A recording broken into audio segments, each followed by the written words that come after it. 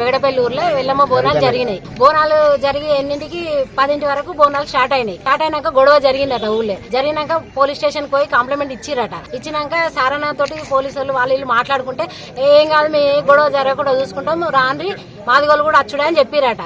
చెప్పిన వల్ల మేము మాదిగోళ్ళం బోనాలు చేసుకుని వచ్చినాం. ఎల్లమ్మ కాడికి పోయేసరికి 1:30 అయింది. 1:30 నుంచి 5 గంటల దాకా ఒక్కటే కాడ నిల్చుకొని బోనాలు ఎత్తుకొని ఉన్నాము. అయినా గానీ మమ్మల్ని లోపలికి అసలే పోనీయలేదు. గేట్ పెట్టి గేట్ కాడ అందరు ఆడోళ్ళు ఉండి మస్తు వల్గర్ గా మాట్లాడిరు మమ్మల్ని. ఎల్లమ్మ గుడి కట్టిరు సార్. ఎల్లమ్మ గుడి కట్టినప్పుడు ఏం చేస్తారు, మాదిగోళ్ళ బోనం ముందు పోవాలి, గౌన్ల బోనం వెనక రావాలన్నారు. అన్నప్పుడు మేము వచ్చానంటే మేము బోనాలైనా బంద్ చేస్తాం కానీ మిమ్మల్ని రానేనని ఆ సంవత్సరం మొత్తం బోనాలు క్యాన్సిల్ చేసారు సార్. మమ్మల్ని మస్తు మీరు కులవీనులు అని మమ్మల్ని మస్తు వీనంగా మాట్లాడారు సార్. 4 గంటలు సార్, 5 గంటలు బోనాలు ఎత్తుకొని నిలబడితే